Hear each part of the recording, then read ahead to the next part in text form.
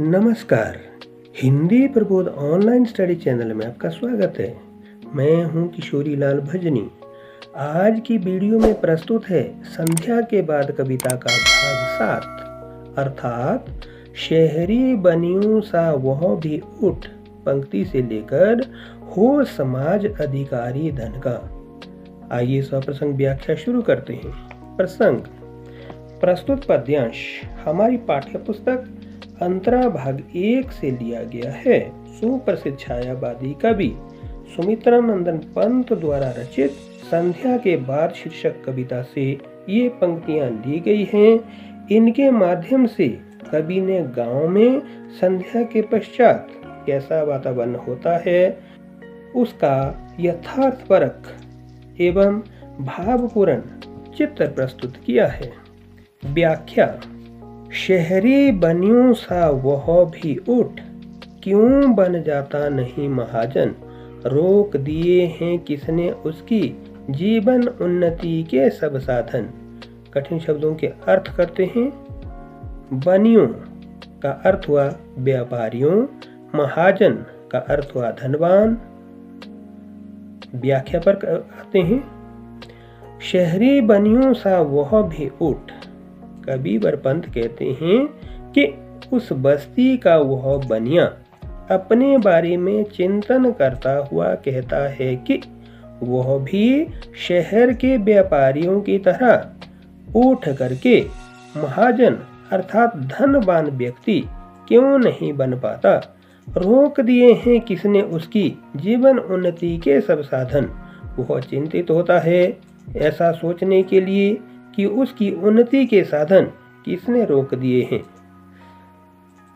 यह क्या संभव नहीं व्यवस्था में जग की हो कुछ परिवर्तन, कर्म और गुण के समान ही सकल आय व्यय का हो वितरण।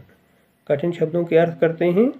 व्यवस्था का अर्थ है प्रणाली, परिवर्तन का अर्थ बदलाव, सकल का अर्थ सारी, वितरण का अर्थ बंटवारा। आइए व्याख्या करते हैं। यह क्या संभव नहीं, वह व्यापारी सोचता है कि क्या ऐसा संभव नहीं हो सकता कि हमारी जो ये व्यवस्था, हमारी जो ये रीत बनी हुई है इस जगत के लिए, क्या इसमें कुछ बदलाव नहीं किया जा सकता। कर्म और गुण के समान ही अर्थात जो मनुष्य जिस प्रकार का कर्म करेंगे या जो मनुष्य जिस प्रकार के गुण से प्रभावित होंगे उनके अनुसार ही उनकी सारी आय और व्यय का बंटवारा नहीं किया जा सकता। घुसे घरौंदों में मिट्टी के अपनी अपनी सोच रहे जन, क्या ऐसा कुछ नहीं फूंक दे जो सब में सामूहिक जीवन। कठिन शब्दों के अर्थ करते हैं। घरौंदों, घरौंदों का अर्थ हुआ मिट्टी का घर।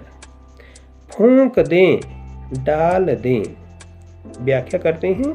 घुसे घरौंदों में मिट्टी के, कबीर पंत जी कहते हैं कि इस प्रकार गांव का वह व्यापारी मिट्टी के घर अर्थात कच्चे मकान के अंदर घुसा हुआ बैठा हुआ था और अपनी अपनी सोच रहे जन, और ठीक इसी प्रकार से वो सब लोग अपने अपने बारे में चिंतन कर रहे थे। क्या ऐसा कुछ नहीं फूंक दे जो सब में सामूहिक जीवन। तो व्यापारी सोचता है कि क्या ऐसा नहीं हो सकता जो सब लोगों के अंदर एक सामूहिक जीवन डाल दे। मिलकर जन निर्माण करे जग, मिलकर भोग करें जीवन का, जन भी मुक्त हो जन शोषण से हो समाज अधिकारी धन का। कठिन शब्दों के अर्थ करते हैं। भोग करें का अर्थ है आनंद लें, विमुक्त का अर्थ है पूरी तरह से मुक्त होना, जन शोषण का अर्थ है जनता का शोषण। आइए व्याख्या करते हैं। मिलकर जन निर्माण करे जग, तो वह व्यापारी सोचता है कि क्या सभी लोग इस संसार का निर्माण मिलकर के नहीं कर सकते। मिलकर भोग करें जीवन का, और जो कुछ भी निर्माण करने के उपरांत कमाई हो उसका आनंद भी सब लोग अपने जीवन में मिल करके कर लें।